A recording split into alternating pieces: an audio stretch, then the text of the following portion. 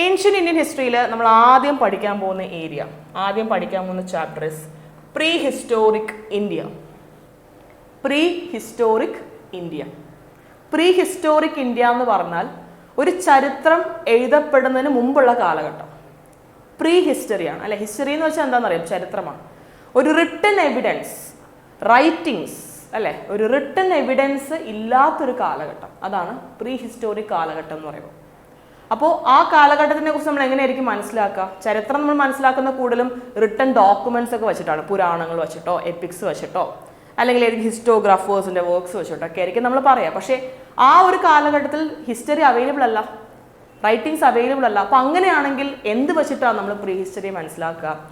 ആ കാലഘട്ടത്തിൽ മനുഷ്യർ ഉപയോഗിച്ചു എന്ന് പറയപ്പെടുന്ന വസ്തുക്കൾ, അത് എന്തും ആകാം, കല്ലുകളാവാം, ചില ടൂൾസ് അല്ലെ, കല്ലുകൾ സ്റ്റോൺ വെച്ചിട്ട് ചില ടൂൾസ് ഒക്കെ ഉണ്ടാക്കും. അപ്പോൾ ഈ ഒരു പ്രീ ഹിസ്റ്റോറിക് കാലഘട്ടത്തിന് അതുകൊണ്ട് തന്നെ നമ്മൾ സ്റ്റോൺ ഏജ് കാലഘട്ടം എന്ന് പറയും. ഏറ്റവും കൂടുതൽ അവർ ഉപയോഗിച്ചിരുന്ന ടൂൾസ് എല്ലാം സ്റ്റോൺസ് വെച്ചിട്ടാണ്, അതുകൊണ്ട് സ്റ്റോൺ ഏജ് കാലഘട്ടം എന്ന് പറയും.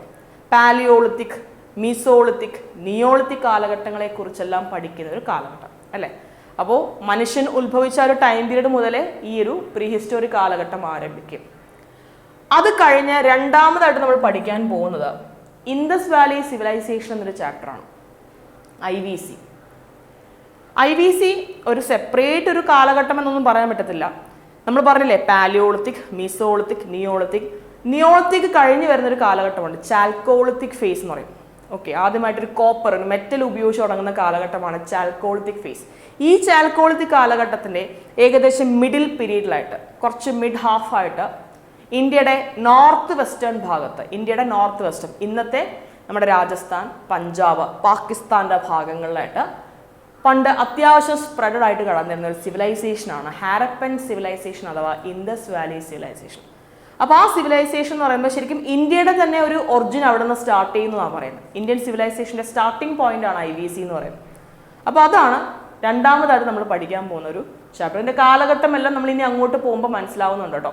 ഏകദേശം പറഞ്ഞാൽ ഒരു 3300 BC, 3300 BC ആരംഭിച്ച് ഏകദേശം ഒരു 1900 1800 BC വരെ, 1800 1900 BC വരെയൊക്കെ നിന്നിട്ടുള്ള സിവിലൈസേഷനാണ് ഇൻഡസ് വാലി സിവിലൈസേഷൻ. അതിനെക്കുറിച്ച് ഡീറ്റെയിൽ നമ്മൾ പഠിക്കുന്നുണ്ടാവും.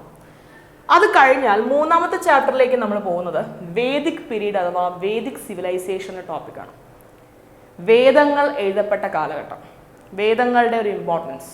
ഋഗ്വേദം, യജുർവേദം, സാമവേദം, അഥർവവേദം, ഇങ്ങനെ കുറേ വേദങ്ങളുണ്ട്. 4 പ്രധാനപ്പെട്ട വേദങ്ങളുണ്ട്. വേദങ്ങൾക്കകത്ത് തന്നെ പല ഡിഫറെൻറ്റ് ടൈപ്പ് ഓഫ് ലൈക്ക് ഉപനിഷത്തുകളുണ്ട്, ബ്രാഹ്മണാസ്, ഇങ്ങനെ കുറേ വേദിക് ലിറ്ററേച്ചർ ഉണ്ടല്ലോ. ഈ വേദങ്ങളും മറ്റുമെല്ലാം എഴുതപ്പെട്ടൊരു കാലഘട്ടമുണ്ട്. അവിടെ വേദങ്ങളെക്കുറിച്ചായിരിക്കില്ല നമ്മൾ കൂടുതൽ ഡിസ്കസ് ചെയ്യുക, ആ കാലഘട്ടത്തിനെ കുറിച്ചാണ്. എന്തായിരുന്നു പെക്യുലർ ഫീച്ചേഴ്സ്, വേദിക് കാലഘട്ടത്തിലെ സൊസൈറ്റി എങ്ങനെയായിരുന്നു, റിലീജൻ എങ്ങനെയായിരുന്നു, എക്കണോമിക് കണ്ടീഷൻസ് എങ്ങനെയായിരുന്നു, പൊളിറ്റിക്കൽ കണ്ടീഷൻസ് എങ്ങനെയായിരുന്നു, ഇതൊക്കെ ആയിരിക്കും നമ്മൾ അവിടെ ഡിസ്കസ് ചെയ്യുക. ഇനി അത് കഴിഞ്ഞാൽ ചില റിലീജിയസ് ഫിലോസഫീസ് നമ്മൾ ഡിസ്കസ് ചെയ്യും. ഏൻഷ്യൻറ്റ് റിലീജിയസ് ഫിലോസഫീസ് എന്ന് പറയും. ഏറ്റവും best example is Buddhism, Jainism. ഈ 2 മതങ്ങൾ മാത്രമല്ല കേട്ടോ, ഇത് മതങ്ങളായിട്ടല്ല ആ കാലഘട്ടത്തിൽ വരുന്നത്, പക്ഷെ എന്നാലും മതമായിട്ട് നമുക്ക് പറയാം, റിലീജിയനായിട്ട് വേണമെങ്കിൽ പറയാം. ബുദ്ധിസം, ജൈനിസം മാത്രമല്ല, ഒരുപാട് religious philosophers, early religious philosophies ആ കാലഘട്ടത്തിലുണ്ട്. ഫോർ എക്സാമ്പിൾ അജീവികാസ്, ചാർവകാസ്, ഇങ്ങനെ ചില സെക്റ്റുകൾ ആ സമയത്ത് വരുന്നുണ്ട്. അതുപോലെ സാഖ്യ ഫിലോസഫി, യോഗ ഫിലോസഫി, ന്യായ ഫിലോസഫി, വൈശേഷിക ഫിലോസഫി, മിമംസ സ്കൂൾസ്, ഇങ്ങനെ കുറേ റിലീജിയസ് ഫിലോസഫീസ് ഉണ്ട്. അതിൽ ഏറ്റവും ഇമ്പോർട്ടൻ്റ് ആയിട്ട് ഒരു UPSC പെർസ്പെക്റ്റീവ് നിങ്ങൾ പഠിക്കേണ്ട 2 ഏരിയാസ് ആണ് ബുദ്ധിസം ആൻഡ് ജൈനിസം. ഓക്കെ, അപ്പോൾ അതിനെക്കുറിച്ച് മനസ്സിലാക്കാനുണ്ട്. Next is Mahajanapadas. നമ്മൾ വേദിക് കാലഘട്ടം വന്നെന്ന് പറഞ്ഞില്ല, ഈ വേദിക് കാലഘട്ടത്തിൻ്റെ ടൈം പീരിയഡിൽ തന്നെയാണ് ഈ റിലീജിയസ് ഫിലോസഫീസുകളും എമേർജ് ആവുന്നത്. ആൻഡ് ഇതേ വേദിക് കാലഘട്ടങ്ങളിൽ തന്നെയാണ് ഇന്ത്യയുടെ നോർത്തേൺ ഭാഗത്ത്, ഇന്ത്യയുടെ നോർത്തേൺ ഭാഗം, നോർത്ത് മുതൽ ഒരു സെൻട്രൽ ഇന്ത്യയുടെ ഭാഗം വരെ നോക്കിക്കഴിഞ്ഞാൽ ഈ വേദിക് കാലഘട്ടത്തിൽ കുറേ രാജ്യങ്ങൾ വരുന്നുണ്ട്, പുതിയ രാജ്യങ്ങളാണ്. ഇൻഡിപെൻഡൻറ്റ് റീജിയണൽ കിങ്ഡംസ് എമേർജ് ആവും ഇതേ വേദിക് കാലഘട്ടത്തിൽ തന്നെ. ഈ ഇൻഡിപെൻഡൻറ്റ് റീജിയണൽ കിങ്ഡംസിനെ നമ്മൾ കൊടുക്കുന്ന പേരാണ് മഹാജനപദാസ്. മഹാജനപദാസ്. ഒരുപാട് കിങ്ഡംസ് ഉണ്ട്. പണ്ട് നിങ്ങൾ മഹാഭാരത കഥകളിലൊക്കെ കേട്ടിട്ടില്ലേ, കുരുവംശം, പാഞ്ചാല രാജ്യം, ഗാന്ധാര രാജ്യം എന്നൊക്കെ പറഞ്ഞ് കേട്ടിട്ടില്ലേ? ഇതൊക്കെല്ലാം മഹാജനപദാസാണ്. ഏകദേശം കൃത്യമായിട്ട് പറഞ്ഞാൽ 16 മഹാജനപദാസ് ഉണ്ടായിരുന്നു എന്നാണ് പറയുന്നത്. 16 മാത്രം ഒതുങ്ങുന്നതല്ല, പക്ഷെ എന്നാലും പ്രധാനപ്പെട്ടിട്ടുള്ള മഹാജനപദാസ് 16 ഉണ്ടായിരുന്നു.